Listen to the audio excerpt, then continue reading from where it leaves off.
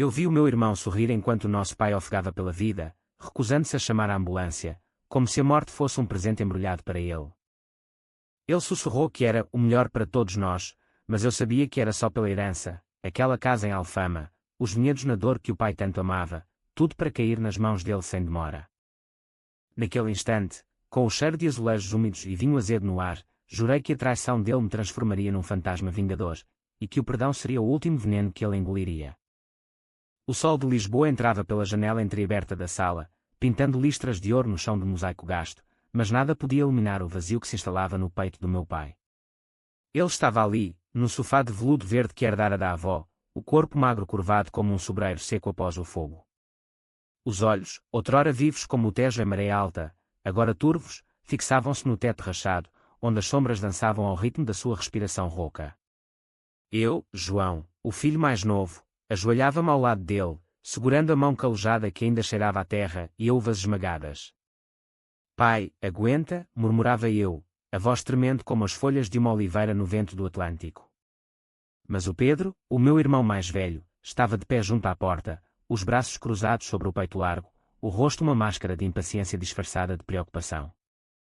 Éramos uma família como tantas em Portugal, enraizada na tradição, mas rachada pelas ambições modernas. O nosso pai, Manuel, fora um homem do Douro, subindo e descendo os socalcos com as costas dobradas sob o sol impiedoso, colhendo uvas para vinhos que viajavam o mundo. Ele nos criara em Lisboa após a morte da mãe, num apartamento apertado no Bairro Alto, onde o fado ecoava das tabernas e o cheiro de bacalhau assado se misturava ao sal do mar.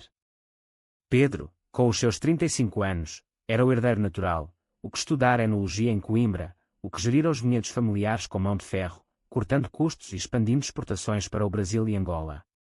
Eu, aos 28, era o sonhador, o que rabiscava poemas em guardanapos de cafés e trabalhava como guia turístico, levando estrangeiros pelas ruelas de Alfama, contando histórias de mouriscos e navegadores. Mas o pai nos amava aos dois, dividindo o coração como dividia o vinho, uma taça para cada, sem favoritismos. Naquela tarde de outono, o pai tivera um ataque. Começara com uma tosse seca durante o almoço, arroz de marisco, o prato favorito dele, preparado por mim com os tentáculos tenros e o caldo aromático de coentros. Ele engasgara, o rosto avermelhando como as castas de toriga nacional, e caíra para o lado, a mão pressionando o peito. Chama o Pedro, gritara eu, correndo para o telefone. O irmão chegara em minutos, o carro estacionado de qualquer jeito na rua íngreme, o motor ainda quente. Mas em vez de ligar para o INEM, ele se limitara a verificar o pulso do pai com dedos frios, calculistas. É o coração, dissera ele, a voz baixa, como se partilhasse um segredo de Estado. Ele tem 82, João. Estes ataques. Eles vêm e vão. Levar ao hospital agora, com as filas, os exames, só o estressaria mais. Eu ficara paralisado, o telemóvel na mão, os dedos suados a deslizar pelo ecrã. Mas ele está a sofrer, Pedro. Olha para ele. O pai gemia baixinho, os lábios azulados contrastando com a pele amarelada pelo vinho e pelo tempo. Pedro encolhera os ombros, virando-se para a janela onde o sol se punha sobre o castelo de São Jorge. Ele assinou os papéis há meses, João. A herança está dividida, os vinhedos para mim, a casa para ti. Mas se ele for internado, os médicos vão prolongar tudo, tubos, máquinas, contas que nos deixarão falidos. É misericórdia deixá-lo ir em paz, em casa, como ele sempre quis. Misericórdia. A palavra ecoara na minha mente como um grito de fado, distorcida e falsa. Eu vira o brilho nos olhos dele, não de lágrimas, mas de algo mais sombrio, alívio. O pai era o último obstáculo para a expansão dos negócios, para o Pedro se tornar o patriarca incontestado. Liguei eu mesmo para a ambulância, ignorando os protestos dele. Os paramédicos chegaram com sirenes que cortavam o ar úmido de Lisboa como facas. Carregaram o pai para a maca, o corpo frágil balançando como um barco no Tejo durante uma tempestade. Pedro seguiu-nos ao hospital de São José, mas no caminho, no táxi apertado, ele murmurara: isto vai custar-nos caro, irmão. Pensa no futuro. O futuro. Eu pensara no passado, nas noites em que o pai nos contava histórias de Salazar e da Revolução dos Cravos, a voz rouca de tabaco e vinho do Porto, nas tardes em que Pedro e eu corríamos pelas ruas de Alfama, roubando figos das árvores e sonhando com fortunas além mar. Onde fora parar aquele irmão?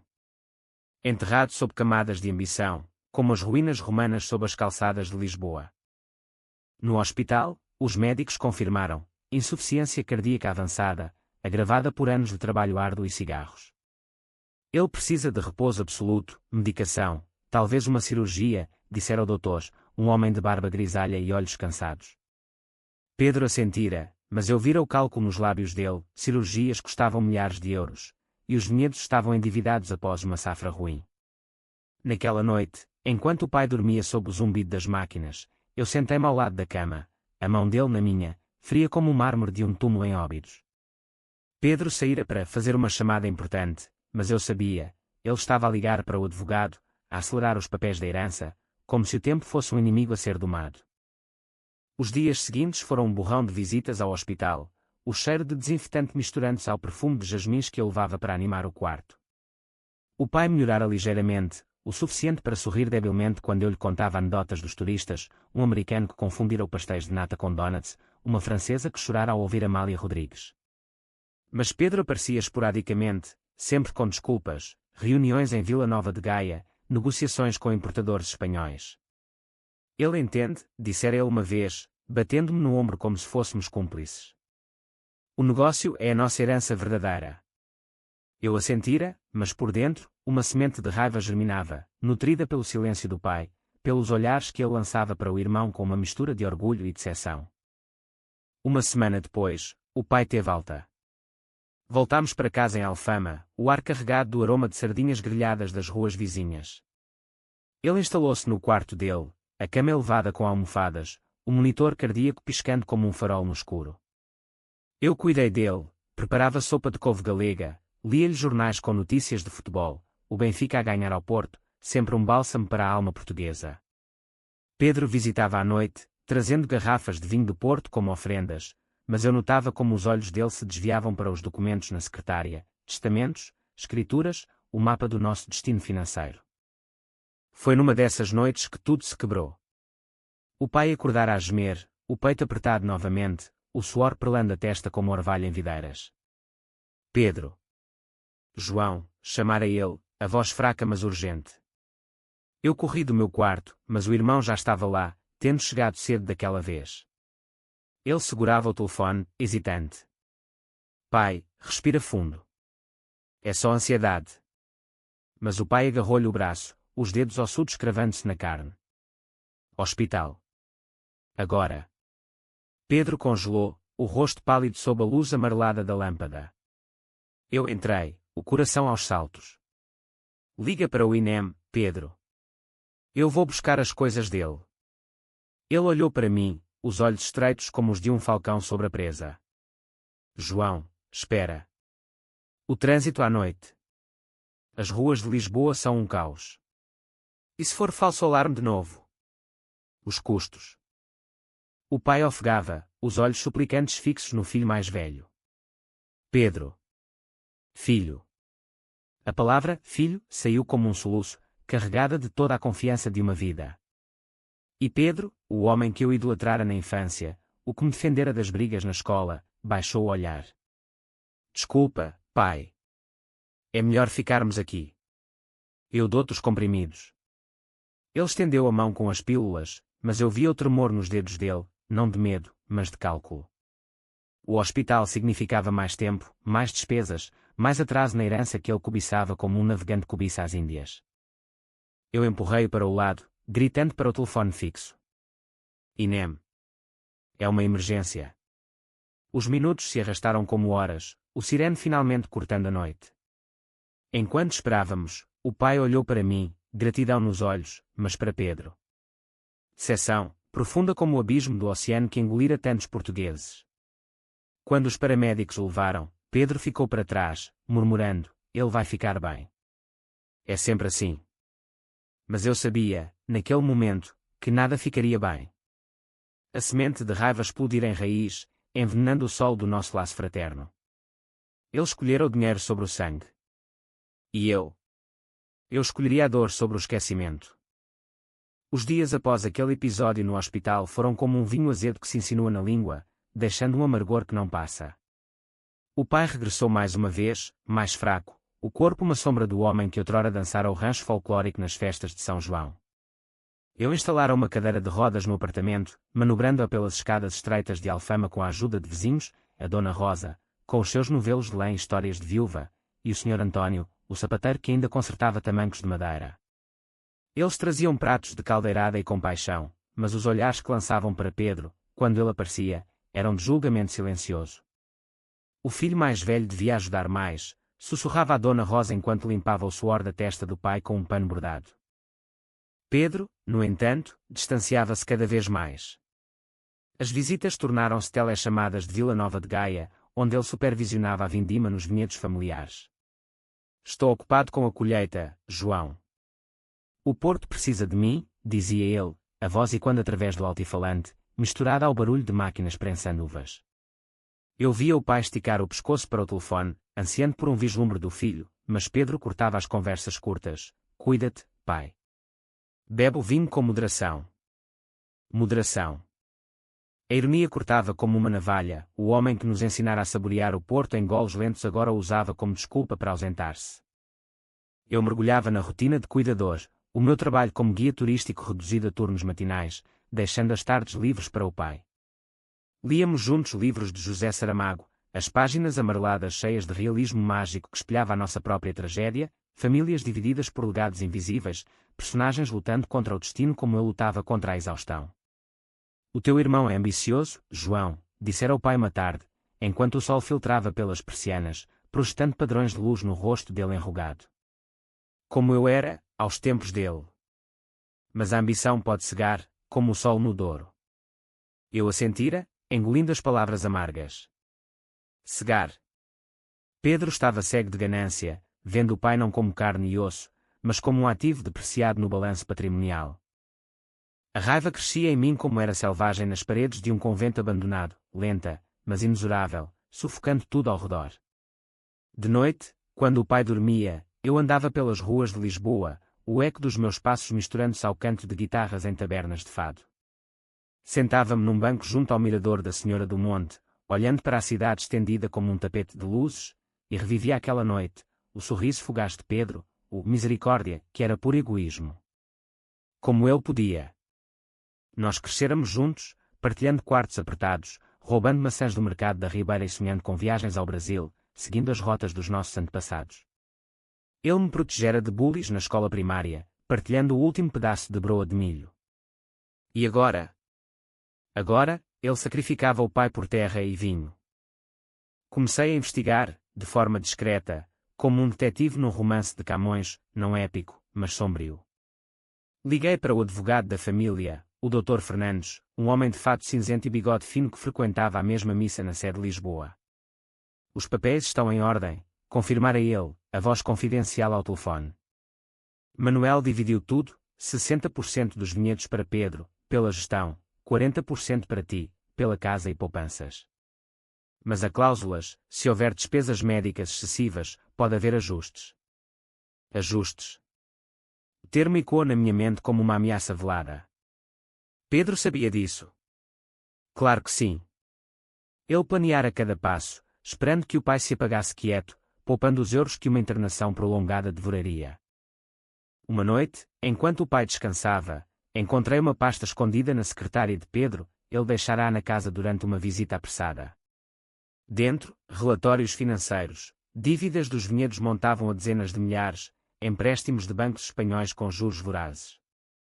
E um e-mail impresso: caro Pedro, confirma a data da vindima.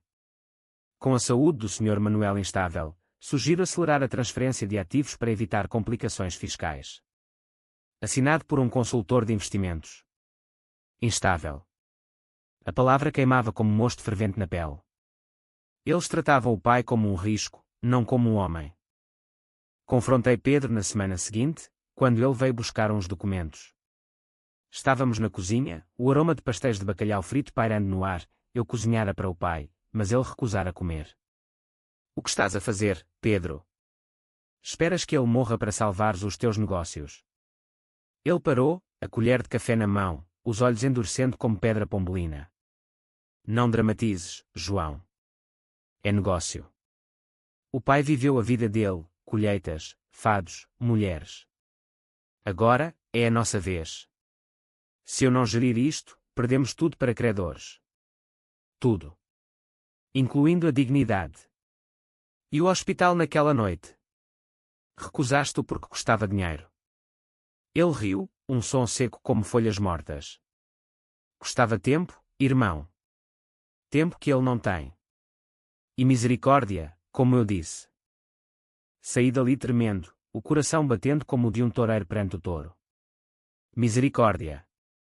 Eu começava a odiar a palavra, como odiava o som do seu riso. Naquela noite, sonhei com o Douro, rios de vinho tinto correndo como sangue, Pedro afogando-se nele enquanto o pai observava das margens, sereno. Acordei suado, o pai chamando do quarto adjacente. João. Um copo d'água. Levantei-me, mas a mente fervilhava, vingança. Não imediata, não burra, algo psicológico, que o corroesse por dentro, como a filoxera devastara as vinhas portuguesas no século XIX. Eu seria o veneno lento, o fado sussurrado que o assombraria. Os meses de inverno aproximavam-se, com chuvas que lavavam as ruas de Lisboa como lágrimas não choradas. O pai piorava devagar, episódios de dor que o deixavam acamado por dias. Eu contratara uma enfermeira particular, pagando do meu salário magro, recusando-me a pedir ajuda a Pedro. Ele notara, claro, as faturas chegavam à casa comum. Estás a desperdiçar dinheiro, dissera ele por mensagem. Deixa a natureza seguir o curso. Natureza. Como se a morte fosse uma estação, não uma traição. Eu comecei a planear. Primeiro, reuni provas, gravações de chamadas onde ele minimizava a saúde do pai, e-mails que eu copiava discretamente. Depois, contactei um psicólogo amigo, o Dr. Silva, num café encheado.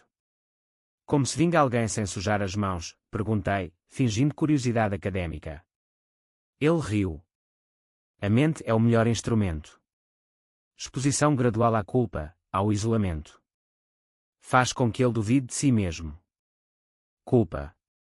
Isolamento. As palavras assentaram como sementes em solo fértil. O Natal aproximava-se, com as luzes piscando no rocio e o cheiro de rabanadas nas padarias. Convidei Pedro para a consoada em casa, o pai insistindo apesar da fraqueza. Somos família, dissera ele, a voz um fio. Pedro aceitou, relutante. Naquela noite, enquanto comíamos bacalhau à consoada e cantávamos canções tradicionais, eu plantei a primeira semente. Mostrei-lhe uma foto antiga, nós três no Douro, o pai no meio, braços em redor dos ombros. Lembras-te disto, irmão? Antes de tudo se tornar. Números. Ele corou, desviando o olhar para o vinho. O pai sorriu, mas os olhos dele, os olhos captavam tudo. Após o jantar, enquanto o pai descansava, eu levei Pedro para o terraço, o Tejo negro abaixo, pontilhado de barcos. O pai perguntou por ti hoje. Diz que sente falta das tuas visitas. Mentira, mas suave. Ele encolheu os ombros. Tenho de ir a Évora amanhã, negócios. Negócios. Sempre negócios. E se o pai morrer sem te ver mais? Ele parou, o copo de Porto tremendo ligeiramente. Ele sabe que eu o amo, João. À minha maneira. Amor. A palavra soou oca como um sino rachado. Deixei-a pairar no ar, a dúvida germinando. Nos dias seguintes, enviei mensagens subtis, fotos do pai sozinho, legendas como "Ele espera por ti". Ele respondia com emojis, mas eu via as leituras tardias, o sono perturbado. A primeira rachadura. A primavera irrompeu em Lisboa como uma revolta contida, flores de jacarandá atingindo as ruas de roxo, mas sob a beleza, a umidade persistia, infiltrando-se nas paredes como segredos não ditos. O pai estabilizara temporariamente, graças aos medicamentos que eu comprava com horas extras como guia, levando grupos por Sintra, onde as brumas escondiam palácios como a minha raiva escondia planos. Mas Pedro. Ele afundava-se no seu mundo de barris e contratos, ignorando as chamadas até ao ponto em que o pai parava de ligar. Deixa-o, dissera ao velho uma manhã, enquanto tomávamos café com pão de Mafra. Ele tem a vida dele, tu és o meu pilar agora. Pilar. A palavra pesava, mas também fortalecia, eu era o filho leal, o que ficava quando os ventos do egoísmo sopravam. a minha vingança ganhava forma, não como um punhal, mas como um vinho envelhecido, paciente, complexo, destinado a embriagar e envenenar. Comecei por espalhar rumores sutis no círculo dos vinhedos, chamei o primo Luís, que gerenciava as terras no Douro, e mencionei casualmente: o Pedro anda distraído com a saúde do pai. Espero que não afete os negócios. Luís, homem de poucas palavras mas ouvidos afiados, espalhara a semente. Dias depois, Pedro ligou furioso: o que andas a dizer por aí? Os fornecedores estão a questionar a minha liderança. Fingi surpresa. Só partilhei preocupações familiares, irmão. O pai precisa de ti. Ele desligou, mas eu ouvi o tremor na voz, dúvida, a primeira gota de ácido na armadura dele. Psicologicamente, era fascinante. O Dr. Silva explicara-me numa sessão informal no Terreiro do Paço, sobre cafés com vista para o Arco Triunfal: a culpa é como o fado, começa num sussurro, cresce num lamento, explode num grito. Alimenta-a com memórias. Então, eu o fiz. Enviava-lhe recortes de jornais sobre famílias destruídas por heranças disputadas, artigos de público sobre filhos que abandonam pais idosos. Leste isto? Assusta-me, escrevia eu. Ele respondia com defesas: não sou assim. O pai compreende. Mas as respostas encurtavam, o tom defensivo como um muro de gerânio em ruínas. O pai, alheio aos meus jogos, piorava de novo. Um episódio de arritmia o levou de volta ao hospital, desta vez para uma angioplastia. Eu sentei-me na sala de espera, o cheiro de plástico e ansiedade no ar, rezando à Virgem de Fátima como a mãe nos ensinara. Pedro aparecera, atrasado, o fato amarrotado de uma viagem a Madrid. Como ele está, pergunto eu, sem calor, estável. Mas os custos? Vais pagar. Ele hesitou, olhando para os azulejos brancos. Eu cubro parte, claro. Mentira. Ele cobrira nada até então. Naquele momento, decidi aprofundar a ferida. Enquanto esperávamos os resultados, mostrei-lhe o telemóvel, uma gravação da noite fatídica, que eu fizera às escondidas, o som do pai gemendo, a voz de Pedro recusando o hospital. Lembras-te disto? Ele empalideceu, os olhos arregalados como os de um marinheiro avistando um naufrágio. Apaga isso, João. É privado. Privado? Como o sofrimento do pai. Ele agarrou-me o braço, os nós dos dedos brancos. Estás a ameaçar-me? Pela herança. Soltei-me, o coração acelerado. Não pela herança. Pela justiça. Ele saiu a correr, deixando-me sozinho com os ecos do hospital. Mas a semente estava plantada, ele via agora o monstro no espelho, o irmão que escolhera o ouro sobre o sangue. Nos dias seguintes, as mensagens dele mudaram: desculpa, João. Vou visitar mais. Mas as visitas eram curtas, tensas, os olhos dele desviando-se para o monitor cardíaco como se medisse o tempo restante. O pai notava. O teu irmão parece assombrado, dissera ele, após uma partida de dominós. Como se carregasse um peso. Eu sorri, interiormente. O peso era a culpa, crescendo como musgo em pedra antiga. Expandi o plano, contactei a imprensa local, um jornalista amigo do Chiado que cobria histórias de famílias portuguesas. Ouvi rumores de disputas em vinhedos familiares.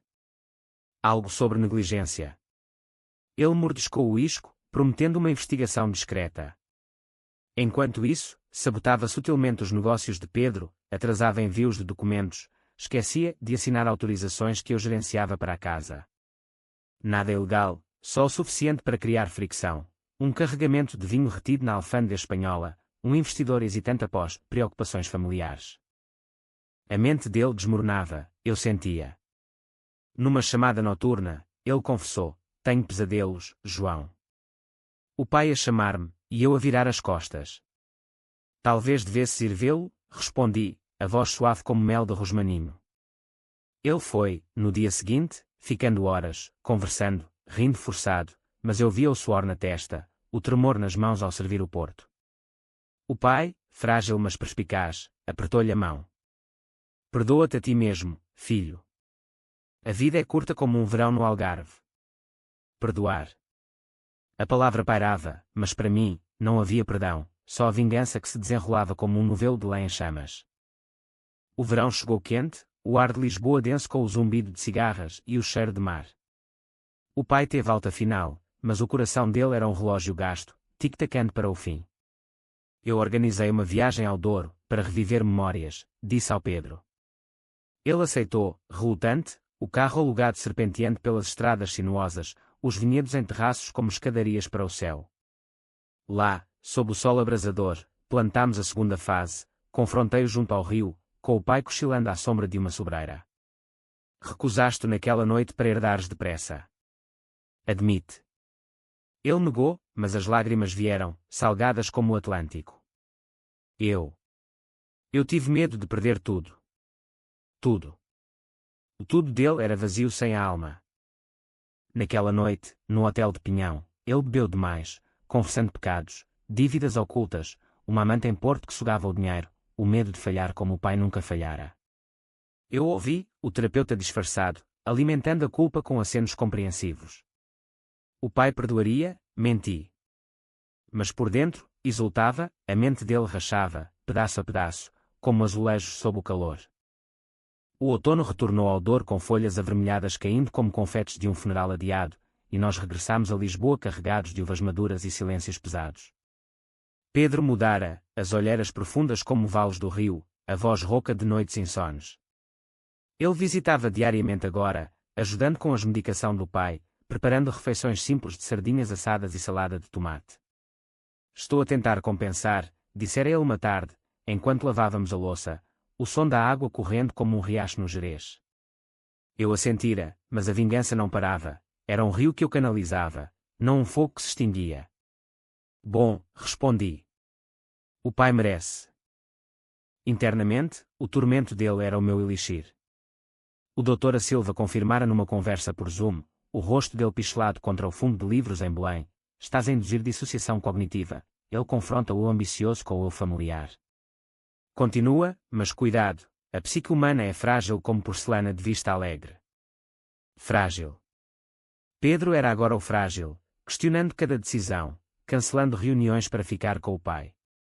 Os negócios sofriam, um contrato perdido com um distribuidor francês, rumores de instabilidade no círculo dos vinhos.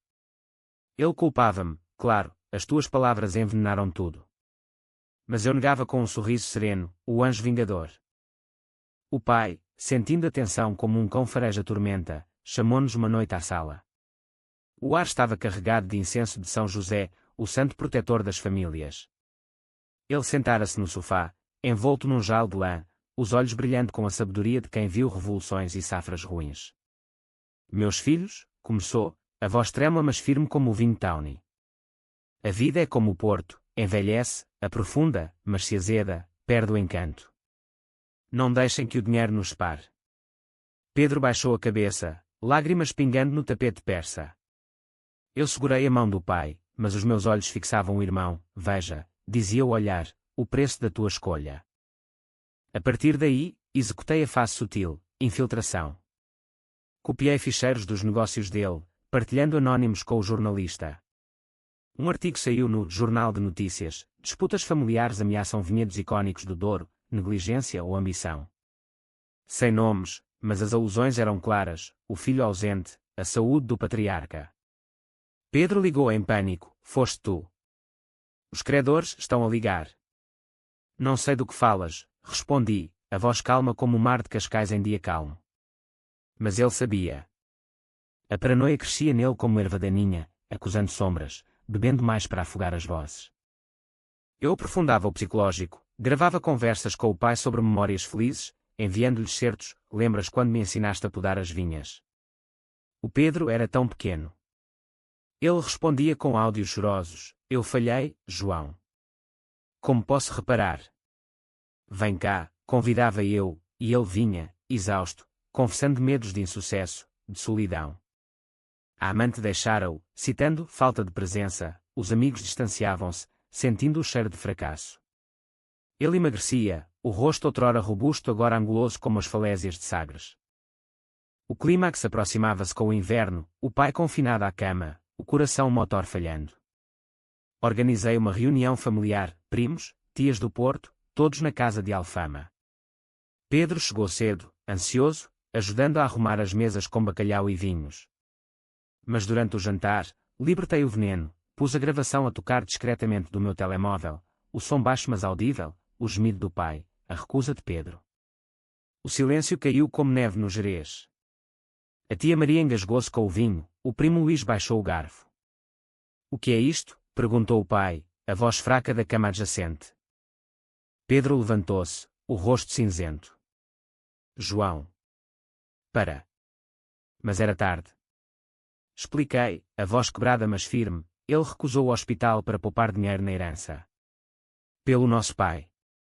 O caos irrompeu, acusações, lágrimas, o fado da família desfiando-se. Pedro fugiu para o terraço, soluçando contra o parapeito, o Tejo testemunha muda abaixo.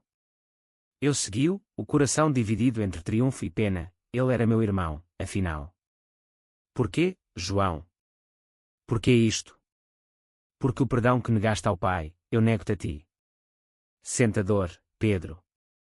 É o único caminho para a redenção. Ele desabou, ajoelhando-se no chão frio, confessando tudo, as dívidas, o medo, o egoísmo nascido da pressão de ser o herdeiro. Ajuda-me, implorou. Eu ajudei-o a levantar-se, mas o dano estava feito, a família fragmentada, os negócios em risco. Naquela noite, enquanto o pai dormia, ignorante do furacão, eu chorei pela primeira vez, a vingança um copo vazio, deixando sede. O inverno de 2025 caiu sobre Lisboa como um manto de névoa, os dias curtos e cinzentos espelhando o abismo na alma do Pedro. Após o jantar fatídico, ele mudara de forma visceral, o homem confiante, de ombros largos e riso fácil, tornara-se um espectro, rondando a casa como um fantasma de óbidos. As visitas diárias viraram permanentes, ele dormia no sofá, acordando com sobressaltos, murmurando desculpas ao ar. Eu vejo em sonhos, João, confessaram uma madrugada, enquanto fumávamos no balcão, o fumo misturando-se à bruma do Tejo. O pai a estender a mão, e eu a virar as costas. Acordo a gritar. Eu ouvia, o vingador cansado, sabendo que a culpa era agora o seu carcereiro. O pai, frágil como folha de outono, piorava inexoravelmente. Os médicos previam semanas, talvez dias, o coração dele, endurecido por décadas de labor e amor não correspondido, desistia. Pedro assumira os cuidados noturnos, administrando pílulas com mãos trêmulas, lendo histórias de Essa de Queiroz até a voz falhar. Ele perdoa-me? Perguntava ele, os olhos vermelhos. O pai, em momentos de lucidez, apertava-lhe a mão. Somos humanos, filho. Erros são como vinhas podadas, doem, mas renascem. Mas eu via a dúvida no rosto de Pedro, a ferida aberta que o infligira, infeccionando devagar. Os negócios desmoronavam. O artigo do jornalista multiplicara-se online, fóruns de vinhos portugueses a especular, o herdeiro negligente do Douro, fim de uma dinastia. Credores ligavam incessantemente, ameaçando penhoras. A amante mandara uma carta fria, exigindo divisão de bens. Pedro recusava-se a comer, emagrecendo até os ossos proeminentes como as rochas de Cabo da Roca. Perdi tudo por ganância, murmurava ele, olhando para o nada. Eu via o triunfo amargo, a vingança funcionara, corroendo de dentro, mas o custo era a nossa irmandade, outrora inquebrantável como as muralhas de Belém. Numa manhã chuvosa, o pai chamou-nos à cama. A chuva batia nas janelas como dedos impacientes, o quarto cheirando a camomila e remédios. Meus rapazes, disse ele, a respiração entrecortada. Não deixem ódio envenenar o vinho da vida. Pedro, perdoa-te, João, solta o fardo. As palavras acertaram-me como um murro, ele sabia. Ou intuía, o velho sábio que lera as nossas almas como mapas antigos. Pedro chorou abertamente, beijando a mão do pai. Eu fiquei em silêncio, a raiva derretendo como neve ao sol, deixando um vazio gelado. Mas o clímax veio numa noite de temporal, o vento uivando pelas ruelas de Alfama como almas penadas. O pai acordou em pânico, o peito convulsionando, o monitor apitando loucamente. Hospital, gritou ele. Desta vez, Pedro foi o primeiro, pegou no telefone, discando o INEM com dedos ágeis, ignorando o trânsito, as chuvas, os custos. Segurem-se, pai. Vamos salvá-lo. Os paramédicos chegaram, mas era tarde, o coração parara no caminho, no banco de trás do carro, com Pedro a segurar-lhe a mão, soluçando, desculpa, pai, desculpa. No hospital, A reanimação falhou, o médico declarou-a morta às 2h47 da manhã, o relógio marcando o fim como um sino de igreja. Pedro desabou no corredor, o corpo sacudindo com soluços que ecoavam como fado em luto. Eu abracei-o, pela primeira vez em meses, sentindo o tremor dele contra o meu peito. Eu matei-o, João. Com a minha recusa, com a minha ausência. Não, pensei, mas as palavras não saíram, a vingança era minha, mas a dor era partilhada agora. O funeral foi no cemitério dos prazeres, sob chuva fina, a família reunida em negro, o caixão de carvalho simples como o homem que carregava. Pedro falou no elógio, a voz quebrada. Ele ensinou-me a amar a terra, mas eu esqueci de amar o homem. Lágrimas genuínas, não de crocodilo. Nos dias seguintes, a herança dividiu-se como previsto, mas Pedro recusou a maior parte, vendo os vinhedos, João. Dá para caridade. Eu não mereço.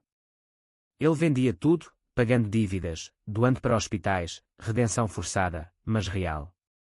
Eu via-o reconstruir, devagar, terapia com o Dr. Silva, visitas aos primos, um emprego modesto em naturismo. A culpa persistia, mas transformava-se em humildade, como mosto em vinho fino. A vingança deixara cicatrizes, noites de insônia, questionando se o fim justificara os meios. Caminhava pelo Tejo, o rio levando segredos, e perdoava-me, aos poucos. O pai teria aprovado, a família, mesmo rachada, renascia. O ano de 2026 amanheceu em Lisboa com uma primavera hesitante, as amendoeiras florescendo nos jardins do Eduardo VII como promessas tímidas após a tempestade. 6 meses após a morte do pai, a casa em Alfama ecoava vazia, os azulejos frios sem o riso rouco dele ou o tilintar de copos de Porto. Eu mantinha a rotina, guias turísticos pela Baixa reconstruída, cafés numa brasileira com Camões a vigiar, mas o vazio era um companheiro constante, um fado sussurrado na alma. Pedro. Ele transformara-se num estranho familiar, magro, barba por fazer, olhos que carregavam o peso de 1000 safras ruins. Mudara-se para um apartamento pequeno em Alcântara, perto dos estaleiros onde outrora sonháramos com navios para a África. A redenção dele era lenta, mas palpável. Após vender os vinhedos por uma fração do valor, ele usara o dinheiro para pagar dívidas e fundar uma pequena associação, Vinhas para a Vida, ajudando famílias rurais com cuidados médicos acessíveis no Douro. É o mínimo, dissera ele numa visita, trazendo uma garrafa de vinho caseiro, o rótulo escrito à mão. Para honrar o pai. Eu provava, o sabor terroso lembrando as mãos calejadas do velho, e assentia. Mas o perdão ainda era um espinho, cravado fundo como uma espinha de sardinha na garganta. Conversávamos agora, longas noites no terraço, o Tejo refletindo luzes como estrelas caídas. Ele contava as sessões de terapia. O Dr. Silva diz que a culpa é um mestre severo, mas ensina. Eu via o pai como obstáculo, não como raiz.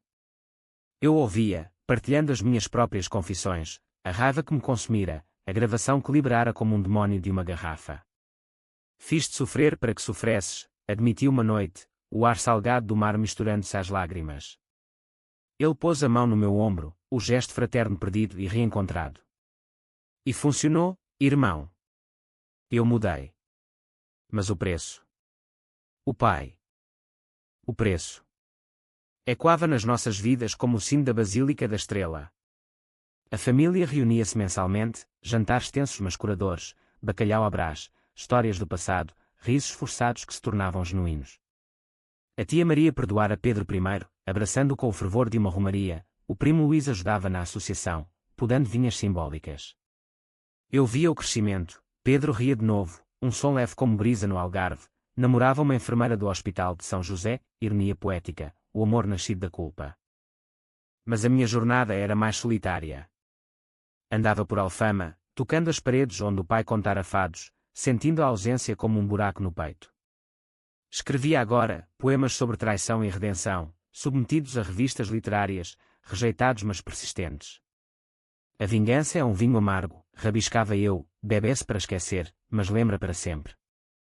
O Dr. Silva, num café em Belém, aconselhara, solta, João. O pai queria unidade, não ruínas. Soltar. Difícil, como largar uma âncora no Atlântico.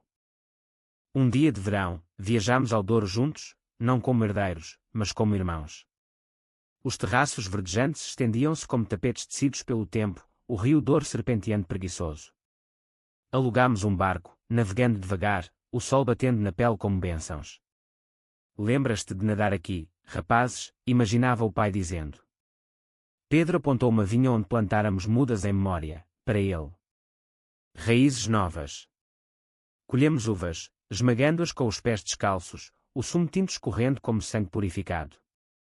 Rimos, o primeiro riso puro em anos, e bebemos o mosto fresco, doce com promessas. De volta a Lisboa, o perdão floresceu. Numa noite de São João, as ruas cheias de martelinhos e sardinha, abraçámo-nos sob os fogos, o céu explodindo em cores. Eu perdoo-te, Pedro, sussurrei, as palavras libertadoras como o vento de Cabo Verde. E perdoa-me a mim. Ele chorou, aliviado, e juramos, família acima de tudo, heranças de coração, não de papel. A vida continuou, como o Tejo flui para o mar, imprevisível, mas eterna.